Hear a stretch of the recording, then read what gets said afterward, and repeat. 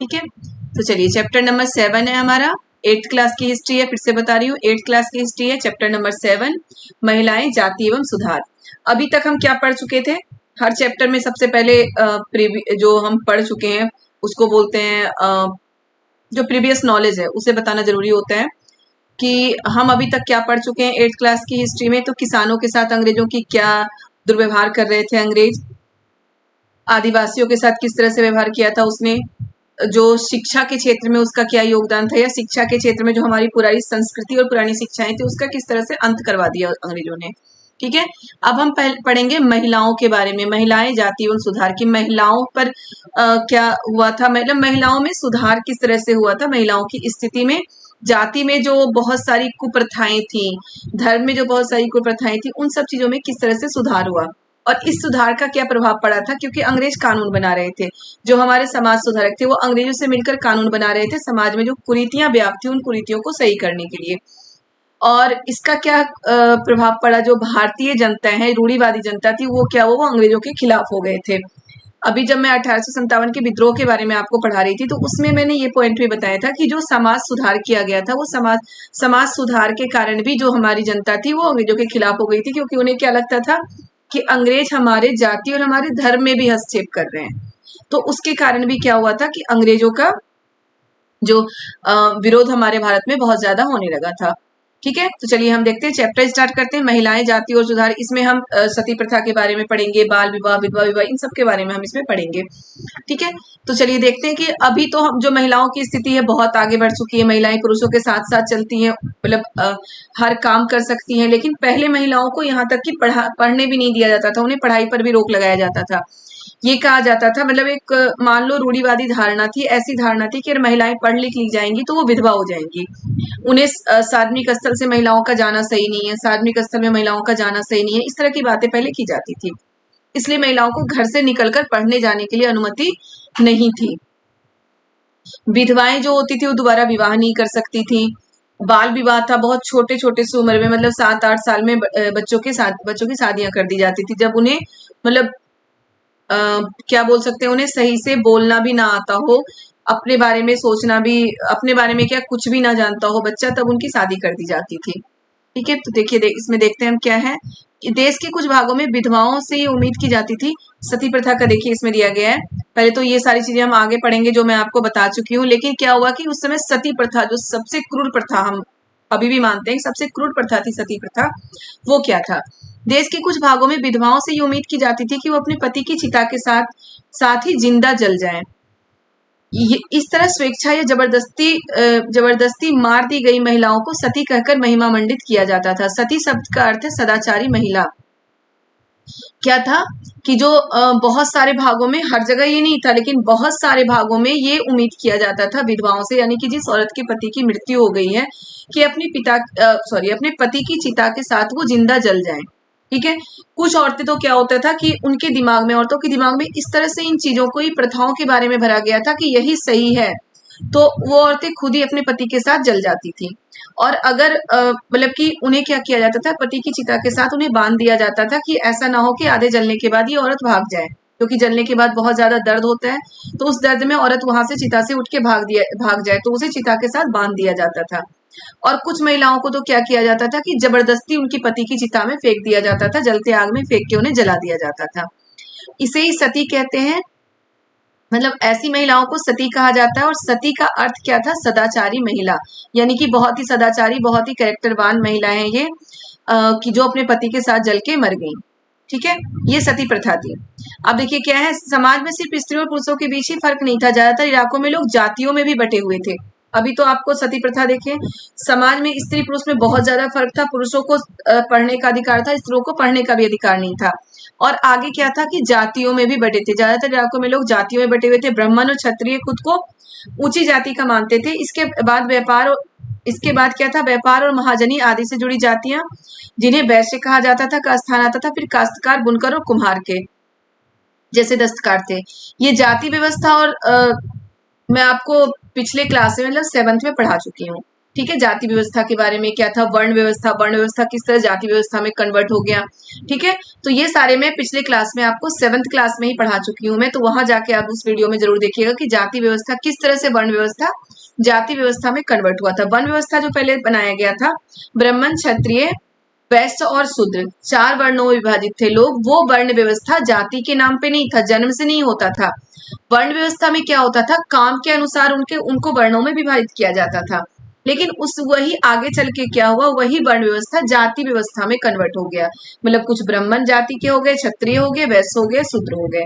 तो इस तरह के काम के अनुसार पहले तो वर्ण में विभाजित किया गया था, उसके बाद वही जाति में हो गया। और वही जो सबसे ज्यादा शूद्र जो होते थे उन्हें अछूत माना जाता था, उन्हें मंदिरों में जाने की अनुमति नहीं थी, सार्वजनिक कुओं में पानी पीने की अनुमति नहीं थी, बहुत सारे भेदभाव होते थे उनके साथ। अगर स्कूल में कोई बच्चा जाता था, वैसे बच्चा तो उन्हें साथ में बैठ के नहीं पढ़ाया जाता था, उन्हें अलग बिठाया जाता था। मतलब जो वैश्य, क्षत्रिय और ब्राह्मण के बच्चे थे उनसे उन्हें अलग बिठाया जाता था। मंदिरों में प्रवेश, देखिए इन लोगों को मंदिरों में प्रवेश करने, सवर्ण जातियों के इस्तेमाल वाले कुओं से पानी निकालने या ऊंची जाति के आधिपत्य वाले घाट तालाबों में नहाने की छूट नहीं थी। इनके साथ बहुत ज्यादा भेदभाव किया जाता था। ठीक है, अब है परिवर्तन की दिशा में उठते कदम। अब किस किस तरह से कदम उठते गए परिवर्तन की दिशा में। देखिए यहाँ पे क्या है, 19वीं सदी की शुरुआत से ही हमें सामाजिक रीति रिवाजों और मूल्य मान्यताओं से संबंधित बहस, मुबाहिसे और चर्चाओं का स्वरूप बदलता दिखाई देने लगा। इसकी एक अहम वजह थी कि संचार के नए तरीके विकसित हुए। परिवर्तन क्यों होने लगा, क्योंकि संचार के नए तरीके विकसित होने लगे। अब किताबें छपने लगी थी। 19वीं सदी में पहले क्या होता था, पांडुलिपियां थी, पांडुलिपियां इतनी ज्यादा नहीं थी कि हर कोई उसे मतलब पढ़ सके। लेकिन अब क्या हो गया, 19वीं सदी में किताबें, अखबार, पत्रिकाएं, पर्चे, पुस्तिकाएं आदि छपने लगी। और जब ये छपने लगी बहुत ज्यादा मात्रा में, तो लोगों के मतलब हर लोगों के पास ये पहुंचने लगा। लोगों चीजों के क्या, ये चीजें न केवल पुराने साधनों के मुकाबले सस्ती थी, बल्कि उन पांडुलिपियों के मुकाबले ज्यादा लोगों की पहुंच में भी थी। मतलब ये सभी लोगों के पहुंच में हो गई, ज्यादा लोगों की पहुंच में हो गई। तो लोग अब अच्छे बुरे का पता, मतलब उसमें जो लिखा हुआ था लोग समझ सकते थे कि उनके साथ क्या अत्याचार हो रहा है, उनके साथ क्या गलत हो रहा है। तो यहाँ से क्वेश्चन बेटा आ सकता है कि जो इसकी एक वजह यह थी कि जो मतलब कि समाज में जो मान्य मूल्य मान्यताएं थे उनके खिलाफ जो बहस होने लगी या चर्चाएं होने की वजह क्या थी, तो उसकी वजह ये भी थी कि संचार के तरीके विकसित होने लगे थे, किताबें, अखबार, पत्रिकाएं छपने लगी थी और वो सभी लोगों के पहुंच तक हो गई थी। ठीक है, तो इस कारण भी जो समाज में गलत मूल्य मान्यताएं थे उसके खिलाफ उससे संबंधित बहस होने लगी थी और चर्चाएं होने लगी थी। अब देखिए क्या है, इस तरह की बहसें अक्सर भारतीय सुधारकों और सुधार संगठनों की तरफ से शुरू होती थी। राजा राम मोहन राय इसी तरह के एक सुधारक थे। राजा राम मोहन राय जिन्होंने सती प्रथा का अंत करवाया था। उन्होंने कलकत्ता में ब्रह्म समाज के नाम से एक सुधारवादी संगठन की स्थापना की थी, जिसे बाद में ब्रह्म समाज कहा गया। ब्रह्म सभा के नाम से स्टार्ट किया था, जिसे बाद में किया गया है ब्रह्म समाज। ये क्वेश्चन आ चुका है बेटा कि ब्रह्म समाज की स्थापना किसने की।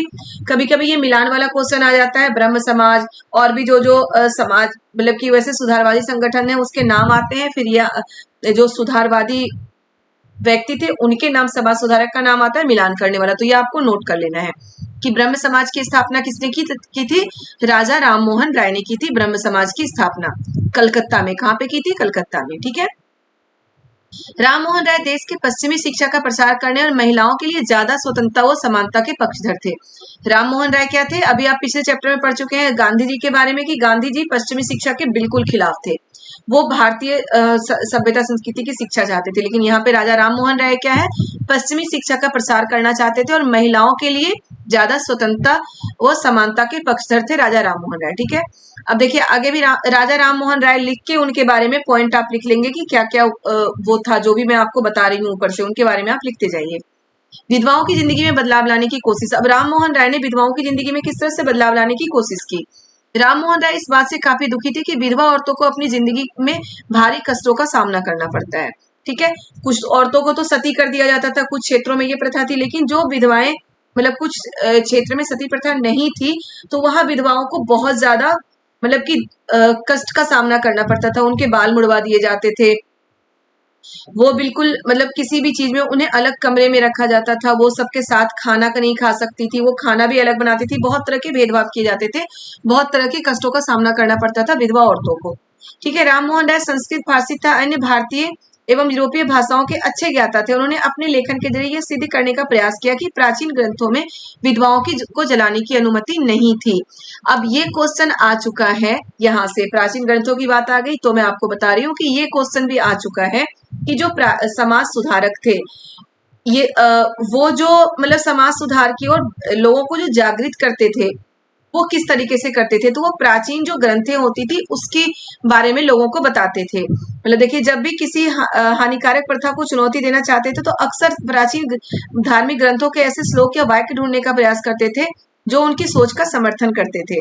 क्या होता है कि हम अपने प्राचीन ग्रंथों के ज्यादा सम्मान करते हैं, तो उनमें अभी जो कुप्रथा चल रही है, हो सकता है वो कुप्रथा पहले ना हो, तो वो जो समाज सुधारक थे वो लोगों को ये दिखाते थे कि ये कुप्रथा पुरानी नहीं है, ये नए नए मतलब कि बाद में किसी ने चला दिया तो ये कुप्रथा गलत है, तो हमें हमारे प्राचीन ग्रंथ में ऐसी कोई बात नहीं लिखी हुई थी, इस प्रथा का अंत करना जरूरी है। यही काम किसने किया था? राजा राम मोहन राय ने किया था। उन्होंने अपने लेखन के जरिए यह सिद्ध करने का प्रयास किया कि प्राचीन ग्रंथों में विधवाओं को जलाने की अनुमति नहीं दी गई थी। फलस्वरूप 1829 में सती प्रथा का पर पाबंदी लगा दी गई। सती प्रथा पर पाबंदी कब लगाई गई थी? 1829 में। देखिए ये है, 19वीं सदी के प्रारंभ तक बहुत सारे अंग्रेज अफसर भी भारतीय परंपराओं के रीति रिवाजों की आलोचना करने लगे थे। वह राम मोहन राय के विचारों से को सही मानते थे क्योंकि उनकी एक विद्वान व्यक्ति के रूप में प्रतिष्ठा थी। तो अंग्रेजों से मिलकर राजा राम मोहन राय ने 1829 में सती प्रथा के पर पाबंदी लगवा दी और सती प्रथा के खिलाफ कानून बन गया। कब? 1829 में। ठीक है। राम मोहन राय ने इस अभियान के लिए जो रणनीति अपनाई उसे बाद में सुधारकों ने भी अपनाया। क्या रणनीति अपनाई थी राम मोहन राय ने इस अभियान के लिए, मतलब जो सती प्रथा का अंत करने के लिए? कि पुराने ग्रंथों का हवाला दिया था कि पुराने हमारे जो पुराने ग्रंथ है उसमें ऐसी कोई बात नहीं लिखी है कि लोगों को मतलब विधवाओं को पति के साथ जला दिया जाए। ठीक है। देखिए, जब भी वह किसी हानिकारक प्रथा को चुनौती देना चाहते थे तो अक्सर प्राचीन धार्मिक ग्रंथों के ऐसे श्लोक या वाक्य ढूंढने का प्रयास करते थे जो उनकी सोच का समर्थन करते थे। बेटा, एक ही चीज में 2 या 3 बार आपको जब रिपीट कर रही हो तो समझ लीजिए कि वो बहुत इंपॉर्टेंट है और इससे रिलेटेड क्वेश्चन आ चुका है, तो इसको घुमा के हो सकता है किसी दूसरे तरीके से यही क्वेश्चन पूछ लिया जाए। ठीक है। अब देखिए आगे क्या है। उदाहरण के लिए प्रसिद्ध सुधारक ईश्वर चंद्र विद्यासागर ने भी विधवा विवाह के पक्ष में प्राचीन ग्रंथों का ही हवाला दिया। अंग्रेज सरकार ने उनका यह सुझाव मान लिया और 1856 में विधवा विवाह के पक्ष में कानून पारित कर दिया गया। सती प्रथा का अंत किसने किया था? राजा राम मोहन राय ने। अब यह विधवा विवाह। विधवा विवाह किसने स्टार्ट करवाया था? ईश्वर चंद्र विद्यासागर ने।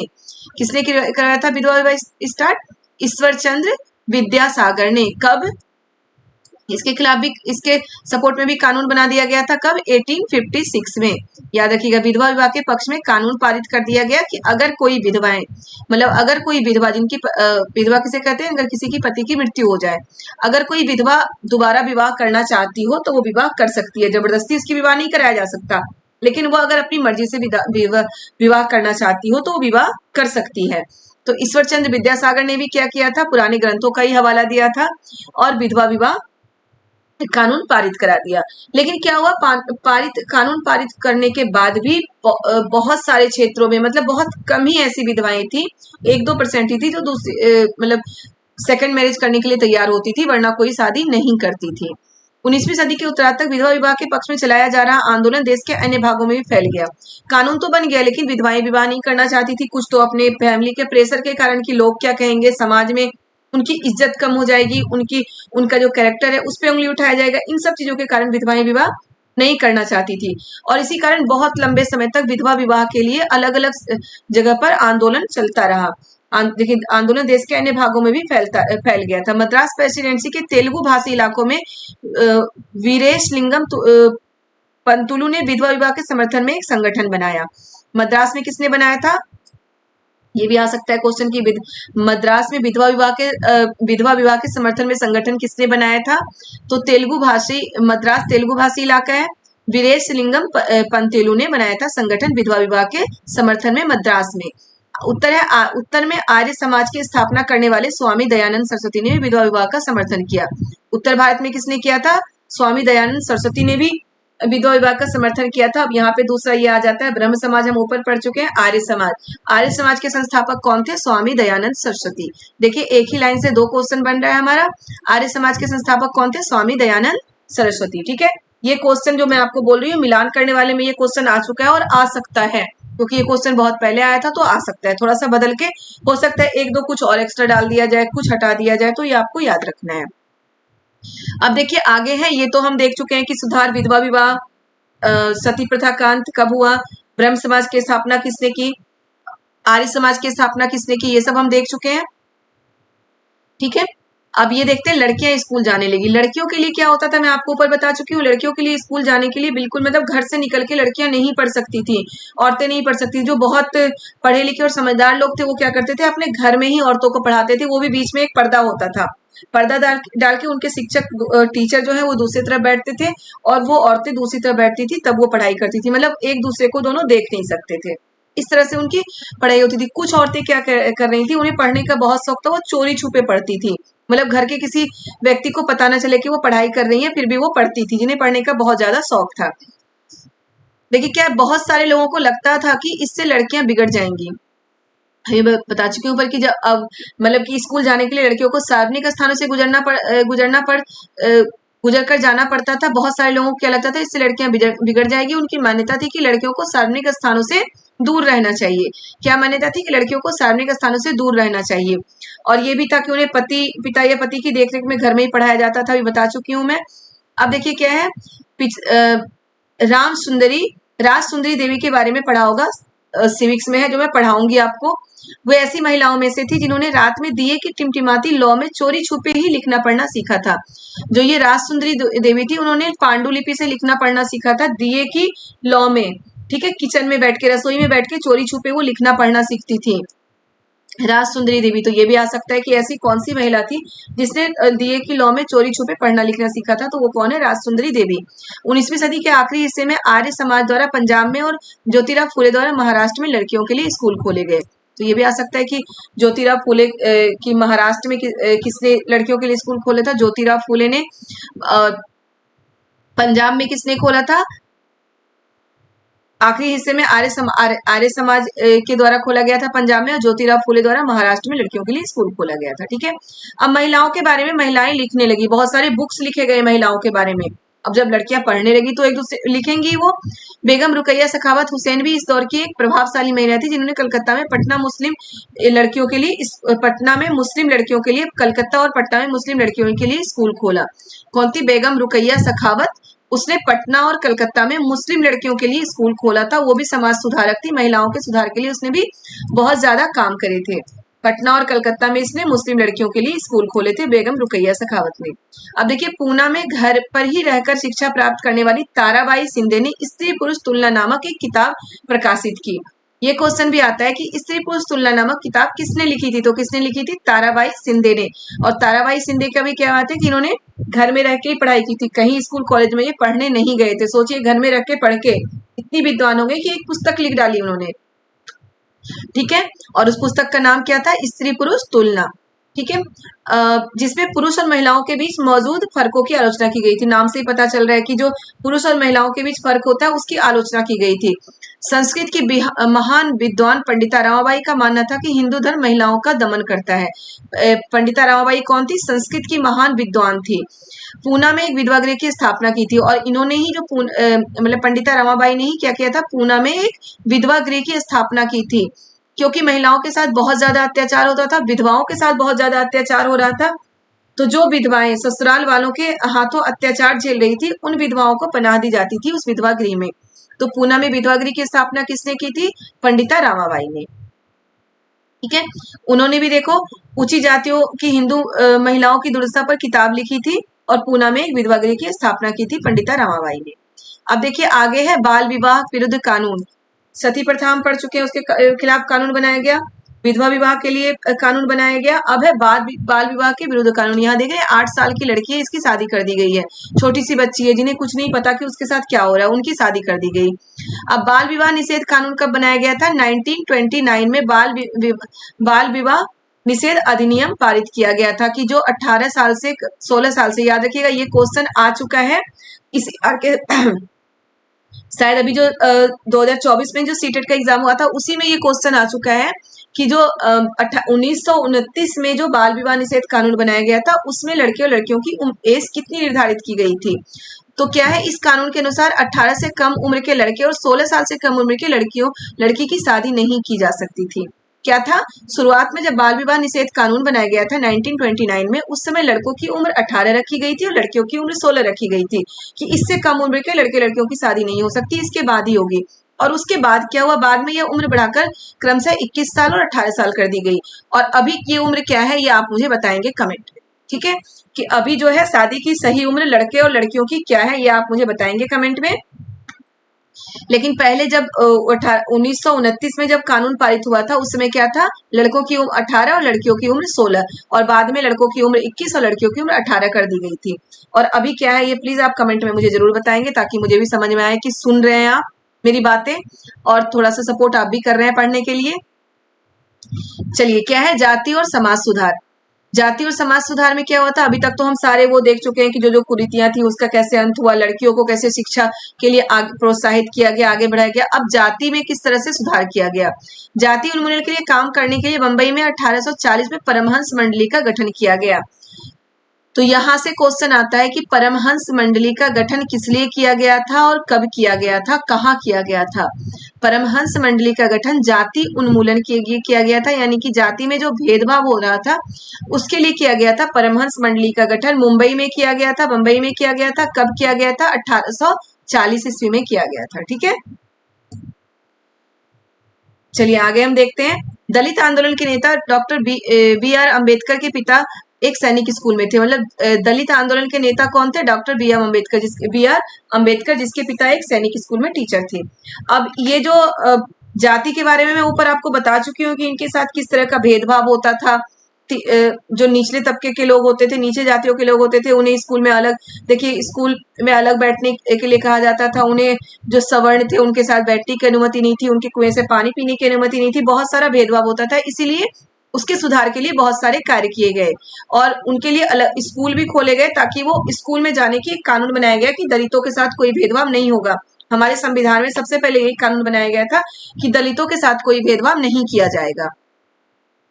अब क्या है, समानता और न्याय की मांग। समानता और न्याय की मांग किस तरह से की गई, देखिए मध्य भारत में सनातनी आंदोलन की शुरुआत घासीदास ने की थी। ये मैं देखिए जो जो आपको याद करना है, समझना है, उसके बारे में आपको बता रही हूँ।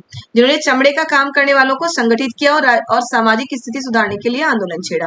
यहाँ भी वही है कि जाति व्यवस्था के बारे में ही, कि जो जाति के नाम पर या काम करने के नाम पर लोगों के साथ भेदभाव किया जाता था, उसमें किस किस तरह आंदोलन किया गया था। मध्य भारत में किसने आंदोलन किया था, सनाती आंदोलन की शुरुआत किसने की थी, घासीदास ने। पूर्वी बंगाल में हरिदास ठाकुर ने मतुआ पंथ के चंडाल काश्तकारों के बीच काम किया था। हरिदास ठाकुर ने कब कहाँ पे किया था, पूर्वी बंगाल में। मध्य भारत में घासीदास ने। केरल का जिसे आज केरल कहा जाता है, वहां एझावा जाति के श्री नारायण गुरु ने अपने लोगों के बीच एकता का आदर्श रखा। केरल में किसने किया था, एझावा जाति के नारायण गुरु ने, ठीक है। केरल में एझावा जाति के नारायण गुरु ने आंदोलन किया था। तो बेटा ये मिलान के लिए आ सकता है, इसलिए मैं आपको बोल रही हूँ, इसको रट लीजिए। कुछ चीजें रटनी पड़ती है, मैं बार बार बोलती हूँ, इसे नाम और डेट, ये तो हमें रटना ही पड़ेगा ना, हम नाम तो समझ के नहीं याद कर सकते, और डेट, तो ये चीजें आप रट लीजिए, ठीक है। कि मध्य भारत में सनातनी आंदोलन की शुरुआत घासीदास ने की थी, पूर्वी बंगाल में हरिदास ठाकुर ने की थी, केरल में नारायण गुरु ने की थी, ठीक है। अब देखिए क्या है, उनका एक महत्वपूर्ण कथन क्या था, जो उन्होंने नारायण गुरु का क्या था, उन्होंने जातिगत भिन्नता के आधार पर लोगों के बीच भेदभाव करने का विरोध किया। उनके अनुसार सारी मानवता की एक ही जाति है, मतलब जो सारे मानव है, सभी मनुष्य हैं, सभी एक ही जाति के हैं। उनका एक महत्वपूर्ण कथन था, ओरु जाति ओरु मतम ओरु देवम मनुष्याणु, मतलब मानवता ही एक जाति, एक धर्म, एक ईश्वर है। इसे आप याद कर लीजिएगा सेंटेंस, क्योंकि सेंटेंस आ जाता है कि ये किसने कहा था। तो ये किसने कहा था, नारायण गुरु ने। ओरु जाति ओरु मतम ओरु देवम मनुष्याणु, मानवता की एक जाति, एक धर्म, एक ईश्वर है। सही बात है, जो मानवता है उसकी कोई जाति नहीं होती, कोई धर्म नहीं होता, कोई ईश्वर नहीं, सभी एक है। मानवता के लिए जो मतलब मनुष्य के लिए जो मानवता का भाव रखता है, वही उनकी जाति है, वही उनका धर्म है, वही उनका ईश्वर है, ठीक है। अब देखिए गुलामगिरी, ये क्वेश्चन भी आ चुका है कि गुलामगिरी नामक पुस्तक की रचना किसने की थी, ज्योतिराव फूले ने। गुलामगिरी नामक पुस्तक किसने लिखी थी, ज्योतिराव फूले ने। निम्न जाति नेताओं में ज्योतिराव फूले सबसे मुखर नेता थे। ठीक है। सबसे मुखर नेता यानी कि सबसे जो फेमस नेता बोल सकते हैं ज्योतिराव फूले थे। उन्होंने ही गुलामगिरी नामक पुस्तक लिखी थी। ज्योतिराव फूले ने ये गुलामगिरी नामक पुस्तक लिखी किस लिए गई थी? जो अमेरिका में गुलामों को आजादी मिली थी। देखिए क्या है, नीचे अभी उसके बारे में मैं आपको बताऊंगी। अमेरिका में गुलामों को आजादी मिली थी, उसी के लिए ज्योतिराव फूले ने गुलामगिरी नामक पुस्तक लिखी थी और भारतीयों को उससे जोड़ दिया गया था। फूले द्वारा स्थापित किए गए सत्य शोधक समाज नामक संगठन ने जातीय समानता के समर्थन में मुहिम चलाई। अब देखिए एक और आ गया, सत्य शोधक समाज। सत्य शोधक समाज का गठन किसने किया था? ज्योतिराव फूले ने। ठीक है, सत्य शोधक समाज का गठन किसने किया था? ज्योतिराव फूले ने। ये क्या है? जातीय समानता के समर्थन में मुहिम चलाई थी। 1873 में फूले ने गुलामगिरी नामक किताब लिखी थी। बता चुकी हूं मैं आपको, गुलामगिरी नामक किताब किसने लिखी थी? ज्योतिराव फूले ने। कब लिखी थी? 1873 में। देखिए इससे लगभग 10 साल पहले अमेरिकी गृह युद्ध हो चुका था और जिसके फलस्वरूप अमेरिका में दास प्रथा खत्म कर दी गई थी। दासों को ही गुलाम कहा जाता, और उसी से रिलेट करके भारत में जो जिसको हम दलित कहते, जो अपने आप को दलित कहते थे, उनके साथ जो भेदभाव होता था उनको रिलेट करके उन्होंने गुलामगिरी नामक पुस्तक लिखी थी। अब देखिए मंदिरों में कौन जा सकता है? तो मैं ऊपर आपको पढ़ा चुकी हूँ कि मंदिरों में पंडित और क्षत्रिय और वैश्य जा सकते थे, लेकिन शूद्र नहीं जा सकते थे।